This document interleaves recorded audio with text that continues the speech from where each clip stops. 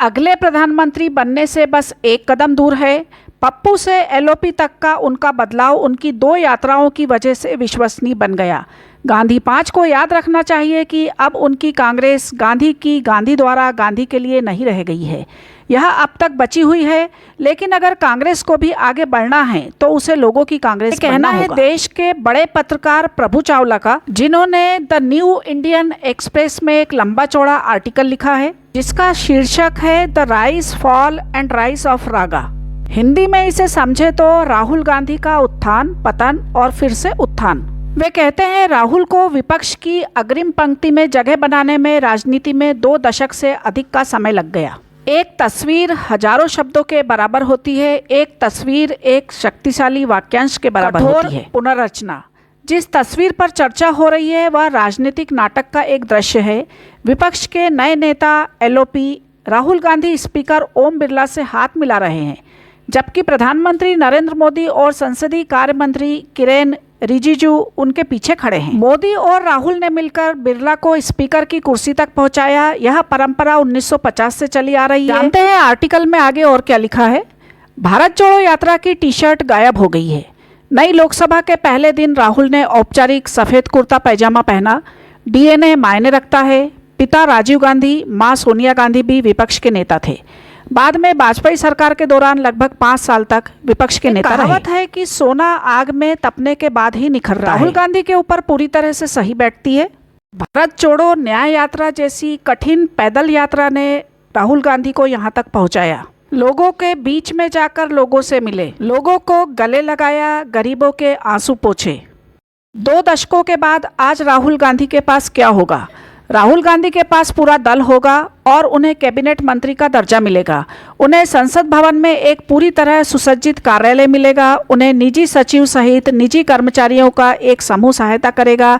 वे कई वैधानिक समितियों में शामिल होंगे जो लोकपाल, सीबीआई निदेशक, सतर्कता आयुक्तों, सूचना आयुक्तों और चुनाव आयुक्तों का चयन करते हैं। उन्हें किसी भी बहस की शुरुआत करने और प्रधानमंत्री के भाषणों का जवाब देने का विशेष अधिकार है। आपके पास कितनी बुद्धि है यह मायने नहीं रखता। अगर आपके पास कोई पद नहीं है तो समझो आपके पास कुछ भी नहीं है। शपथ लेने के बाद ही लोकसभा में जब पहली बार राहुल गांधी बात करते हैं, वे स्पीकर ओम बिरला से कहते हैं, मैं कॉन्फिडेंट हूँ। I am confident that you will allow us to represent our voice, allow us to speak, allow us to represent the voice of the people. The opposition also represents the voice of India. बावजूद इसके राहुल गांधी जब NEET विषय पर students को अपनी तरफ से कुछ मैसेज देना चाहते थे, उनकी आवाज़ को दबा दिया जाता है, माइक को बंद कर दिया जाता है। देखिए इस वीडियो में क्या होता है। 18वीं लोकसभा के 5वें दिन की कार्रवाई शुरू ही होती है। राष्ट्रपति द्रौपदी मुर्मू के अभिभाषण के ऊपर धन्यवाद प्रस्ताव पर चर्चा होनी थी। इसी बीच में राहुल गांधी नीट पेपर को लेकर छात्रों को कुछ संदेश देना चाहते थे। वे अपनी बात को रखने के लिए माइक मांगते हैं। स्पीकर ओम बिरला कहते हैं, मैं माइक को बंद नहीं करता हूं, मेरे पास यहाँ किसी तरह का कोई बटन नहीं है। सदन के और भी लोग उनसे माइक देने के लिए आग्रह करते हैं। इस तरह राहुल गांधी अपनी बात को बोलना शुरू करते हैं। इसके बाद आप स्वयं ही देख लीजिए, राहुल गांधी अपनी बात को रखना शुरू करते हैं और बोलते बोलते माइक किस तरह बीच में बंद हो जाता है। माइक मैं बंद नहीं करता हूँ, पूर्व में भी आपको व्यवस्था दी थी, यहाँ कोई बटन नहीं होता। सर माइक तो दे दीजिए। हिंदुस्तान के जो स्टूडेंट्स हैं उनको हम जॉइंट मैसेज देना चाहते थे। हाँ दें, आप सुनिए। जॉइंट मैसेज देना चाहते थे ऑपोजिशन और सरकार के साइड से कि इस मुद्दे को हम ज़रूरी मानते हैं और इसीलिए हमने सोचा था कि आज स्टूडेंट्स की रिस्पेक्ट करने के लिए हम नीट पर डिस्कशन करें। ठीक है, आप डेडिकेटेड डिस्कशन। अब बात यह है कि 2 फोर्सेस हैं। एक तरफ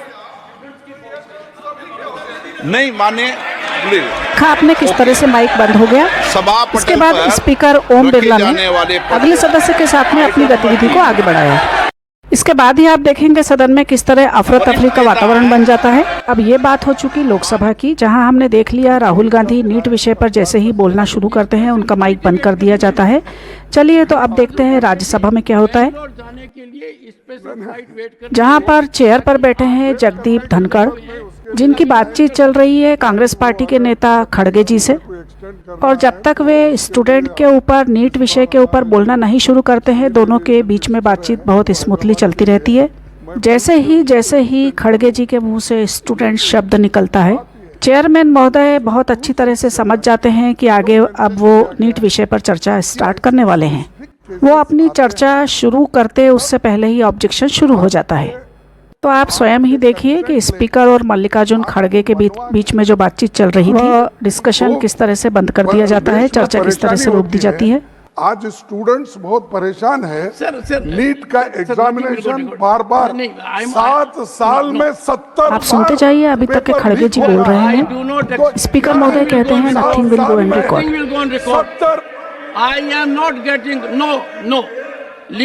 महोदय अगले सदस्य को आमंत्रित करते हैं। लोकसभा में जब राहुल गांधी को बोलने का मौका नहीं दिया जाता है, उनके माइक को बंद कर दिया जाता है। जहां चाहा वहां रहा। जब लोकसभा में उन्हें बोलने का मौका नहीं दिया जाता है तो वो स्टूडेंट्स तक अपनी बात को पहुंचाने के लिए दूसरा रास्ता निकाल ही लेते हैं। तो हुआ ये कि कैसे भी वे अपनी बात को स्टूडेंट तक पहुंचाना चाहते थे। उसी दिन वे स्टूडेंट के लिए एक वीडियो साझा करते हैं, जिसे ना कि सिर्फ स्टूडेंट को बल्कि हम सभी को भी सुनना चाहिए। As far as NEET is concerned, everybody knows that the paper was leaked. People made thousands of crores of rupees, and the students were hurt, were damaged. The students studied for years. It's their dream, their aspiration to enter the medical field, and that dream and aspiration has been destroyed and ridiculed. And that is why yesterday in the opposition meeting, I personally raised this issue and I said, look, to send a message to the students that we care for them, we believe in them, they are the future, we need to spend one day discussing NEET. And there was a unanimous agreement among all opposition parties that yes, a discussion on NEET, a one-day discussion on NEET is required and should be done. And we're committed to having that discussion peacefully in a very, very accommodating manner. I tried to raise it in Parliament. Of course, as you saw, I wasn't allowed to speak. This is an issue that has affected 2 crore students. 70 times in 7 years, papers have been leaked. It's clear that there is a systemic problem. It is clear that there is huge amount of corruption, and we simply cannot continue like this. Also, the students want a resolution quickly. So the idea behind the discussion was that we get a resolution to this issue, because crores and crores of people, their family members are in pain. They don't know what is going to happen in the future, and it's important that we give them clarity. It's unfortunate that the government didn't want this. It seemed to me that the direction was directly from the Prime Minister. It's sad that the Prime Minister of India, who in fact should be leading the discussion and should be telling us about his opinion and should be telling us about what he is going to do, simply doesn't want a debate. We are ready for a debate. We want a debate, and we don't want to fight with the government. We want to place our views on the table. Thank you. तो आपने यदि ध्यान से सुना होगा तो वो video के अंत में कहते हैं, इनफैक्ट इस तरह की चर्चा प्रधानमंत्री के द्वारा की जानी चाहिए। वे कहते हैं इस तरह की समस्या के लिए चर्चा का नेतृत्व प्रधानमंत्री ने करना चाहिए और बताया जाना चाहिए कि आगे हम क्या करने जा रहे हैं। वे कह रहे हैं कि हम चर्चा के लिए तैयार हैं, समस्या का सॉल्यूशन निकालने के लिए तैयार हैं।